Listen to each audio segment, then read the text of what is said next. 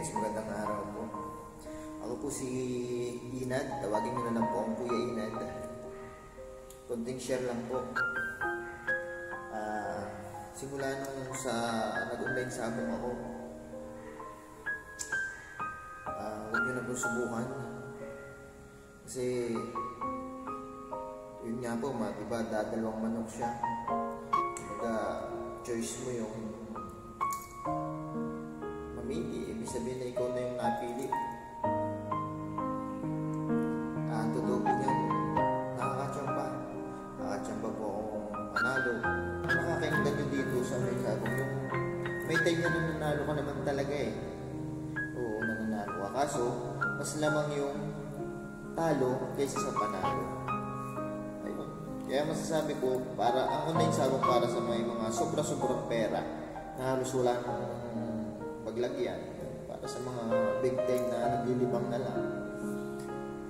Sa mga small sabongero tulad ko, huwag nyo na subukan kasi minsan nadadama yung para ditong budget na ilalagay mo nun kasi minsan nagkakautang ka sa totoo lang. Ngayon nga may utang ako eh, pero maliit lang, 500, 800 yun, hindi ko na kailangan ng libo at talagang masakit. Yun. Ang masakit pa dyan yung nag-desisyon ng jowa ko eh na nag-iwalay na lang tayo kasi inisip niya na yun yung priority ko, hindi sila. So, masakit sa akin. Agad niya, sabi na siya April 20, 2021 na ganyan sa hindi na ako nakapagpaliwanag ng marami kasi yun na yung mindset niya na dahil sa online sabong. Masakit din. Pero sana maayos ko din ang kanunada. Munti ko pa nga hindi mabili ang RFI ko ng 7.5 dahil dyan. Buti nag-control ako. At malakas din ang control mo eh. Pero ayun.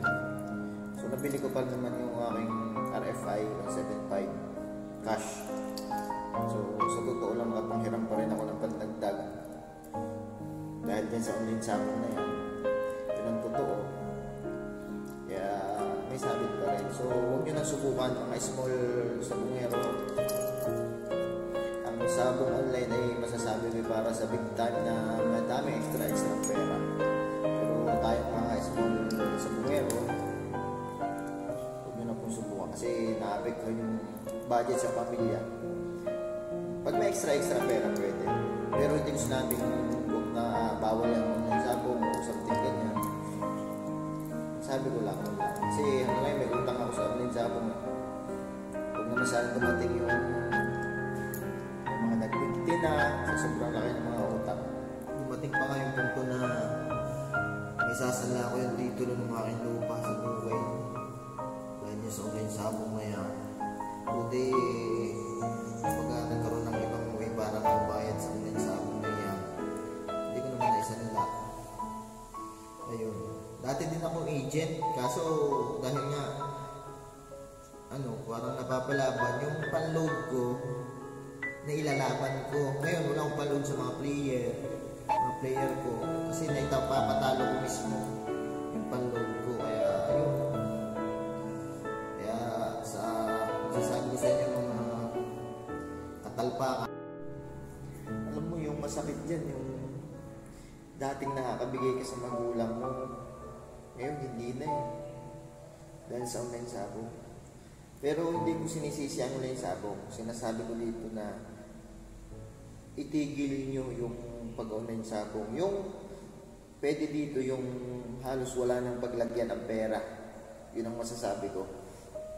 Yung mga sobra-sobrang extra pera nila, pwede sila. Naging ko lang ngayon, yung iniwan ng jowa. Sakit. Thank you.